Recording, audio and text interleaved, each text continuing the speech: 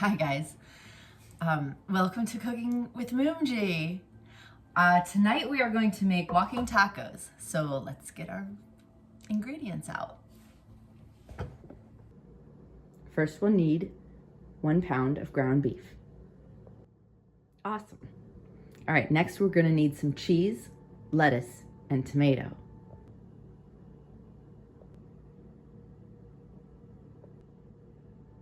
Awesome. We're gonna need a bag of tortilla chips, or you could use Doritos. Nice. I like the Cantina thins the best. Next, we will need taco seasoning for beef. Awesome. And some sour cream. Okay, awesome.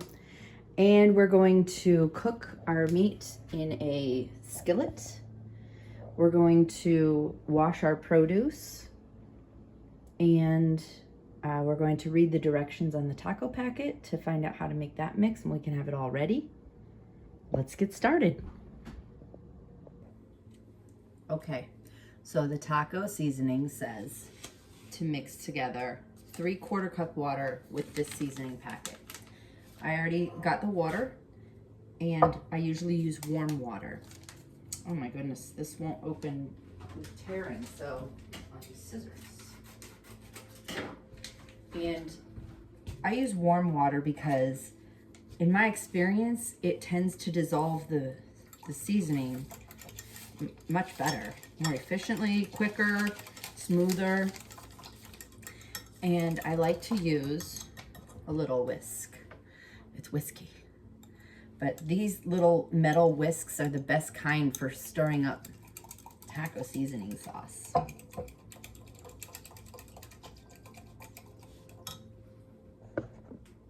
All right, next we're going to wash the produce.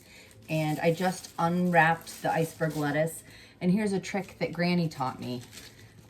You always take off the first, the outer layers of lettuce. They're always yucky anyway. And it's, they've touched so much. You don't know what's been on them. So you want to just expose the cleaner leaves underneath, right? And then to get this thing out, you're going to want to hit it real hard against a hard surface, preferably like a corner, to you're just going to pop it, destabilize it all at once so it just comes right out. Ready? Oh, I missed it. Oh boy, I might have not done that right. I might have done it. Well, all right, so we got the core out. Yeah, so now what you do is you see the center part of that? Well, I kind of mangled it. You can't really tell. I really mangled the F out of this. I was so nervous. I didn't know if I would be able to pull it off, and I didn't. But you guys, I think you can try it. I mean, you saw enough that you can try it and see if it works for you. But then I wash it by, oh my goodness. I wash it by pouring cold water through this hole here, because then the water goes through in between every leaf. Okay, and while I'm there washing this, we're gonna give all these scraps to the aminals. And I'm gonna go over and I'll wash the produce with my veggie wash. My handy dandy veggie wash. After you've washed the produce, you can separate the lettuce leaves by peeling them off of the head and just setting them on a clean towel to dry off. That's what I do with all the produce. So there's a few things we can do while we wait for these few leaves to dry. I'll finish peeling all this because I want to I want all of this to be pretty much dry by the time it's time to put away the extras. And take the scraps. There was a lot of scraps. And take them out and feed the aminals. There's the celery from earlier. Just add the lettuce to it. There they go.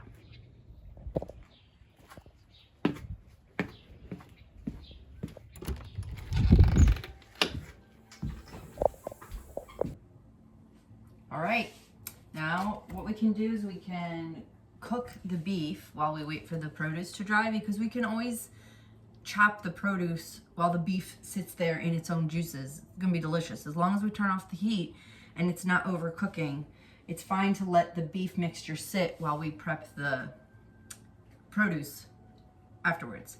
So we're just gonna open this up. But first, before we put the meat in here, I like to just put either oil or a thing of butter, tablespoon of butter. I guess today I'll do oil because I didn't get the butter ready. But just something to put a layer between the pan and the meat. All right, so I'm gonna preheat the pan so it's already nice and warm by the time we put the meat in. All right, now these are so difficult, but you know, they say that you're supposed to be able to like peel them from the corner, but it is so, it's like, what kind of glue is that? So what I have to do is take scissors and then you just cut along, right along the edge of the where the packaging meets the meat. And I do it along 3 sides. And of course, after you're done with these scissors, you're definitely gonna have to wash them. These get washed just like any other dirty dish. Okay, now that you've got 3 sides, you can peel it back and you can dump it in the pan and it's good to go. Let's go put these in the sink. We'll throw this away.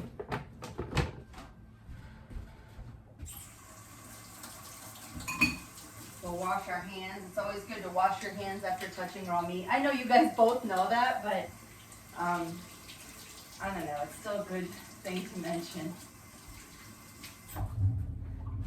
Okay. All right, it looks like our pan is pretty much preheated. Now, normally I would have a masher to mash the meat up. Oh, look at that, I do have a masher. Oh, nice, all right. We'll just rinse that off, make sure there's no dust on it. All right.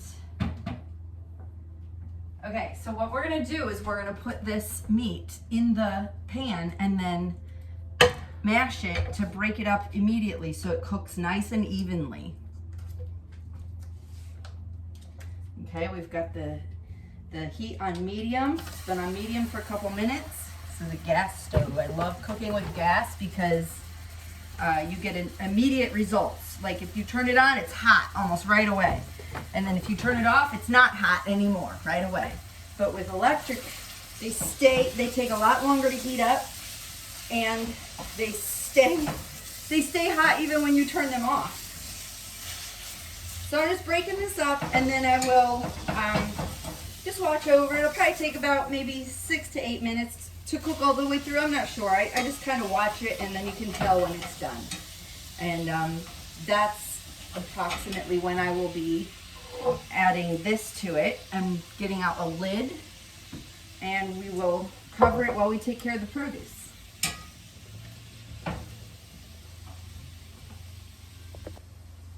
Okay. We gotta stir up some shit. And the only reason I say that is because that's what my spoon says. Can you see?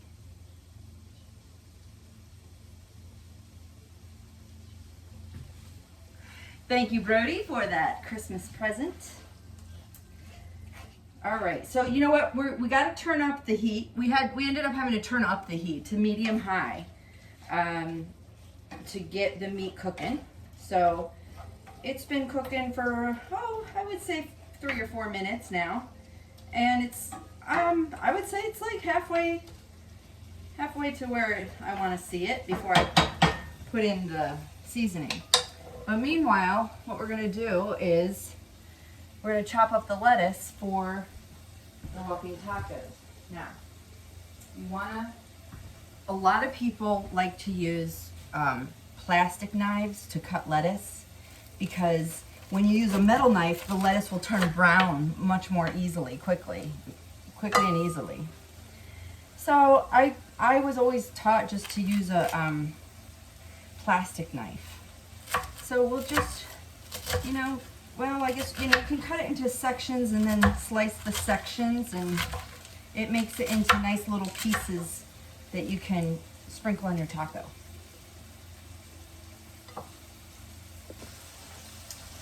Right.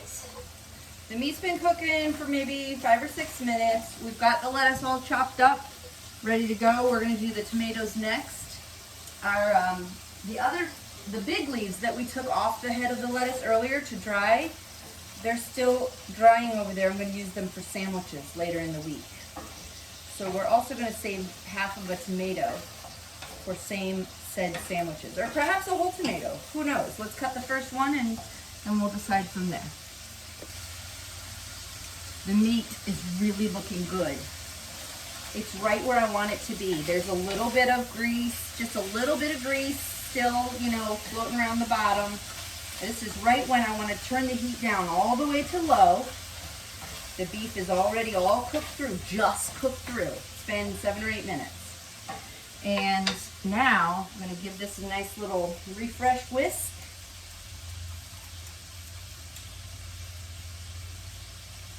All right, and we'll just pour it in with the grease and the meat. Normally, if there's too much grease, you can drain it off before you start mixing in new ingredients.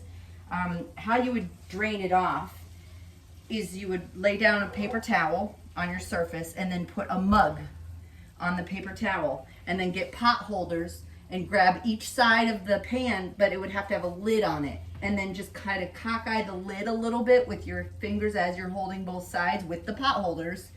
And you hover it over the mug and tip it, and the juice will slip out between. There's a little tongue here on the edge that it can get out. So yeah, you don't even have to tilt the lid. You could leave the lid on.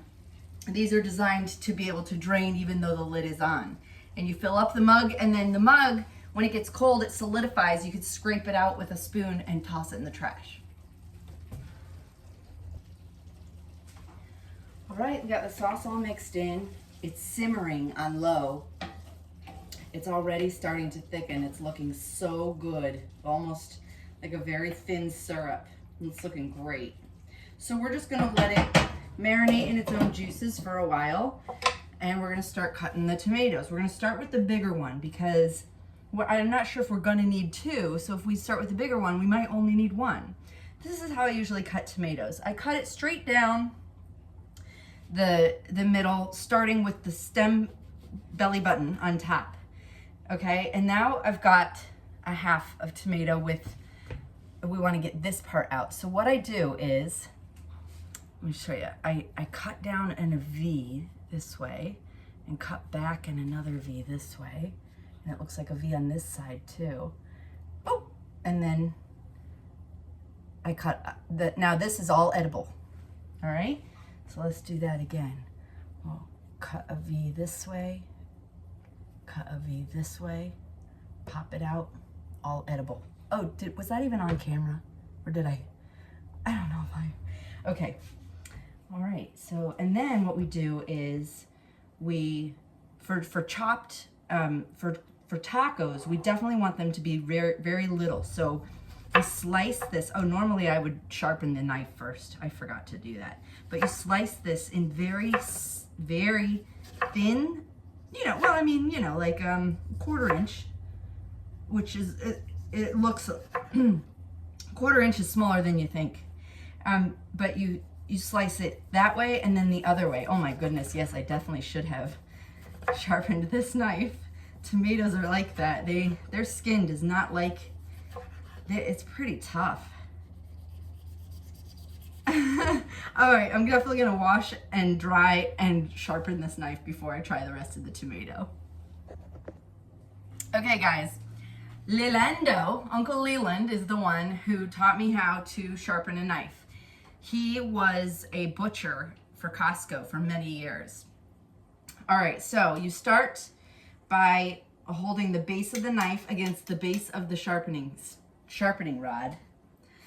And then as you pull it down the sharpening rod, you're going to pull it towards the top of the knife. So base to base, top to top.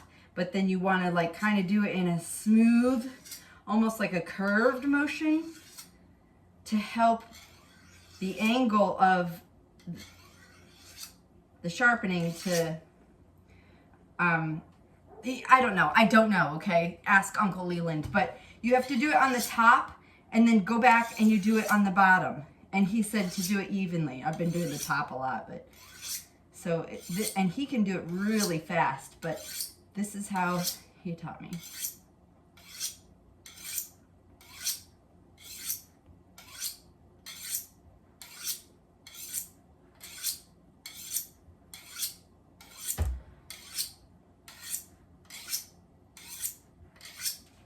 All right, I think that should do it.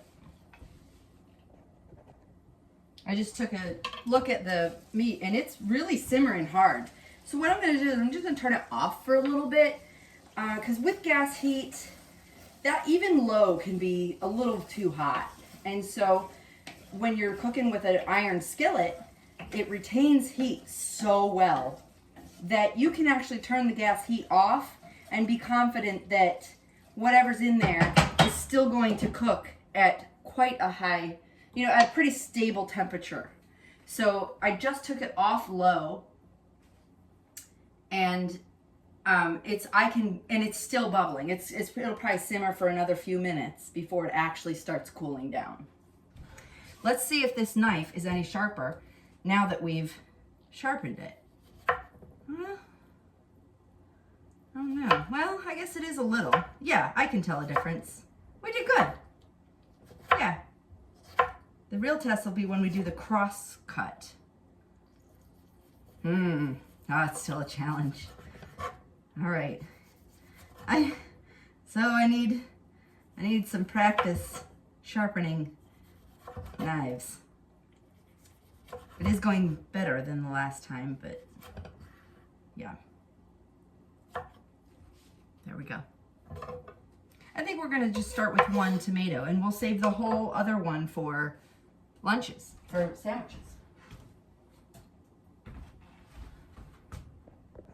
Okay guys, it's time to build our walking tacos. I have the hiccups.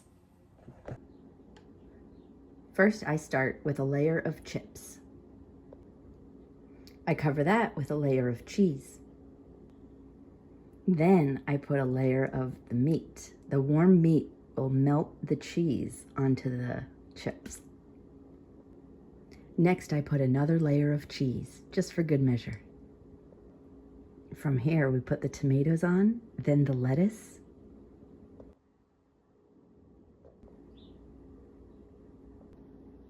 And finally, the sour cream.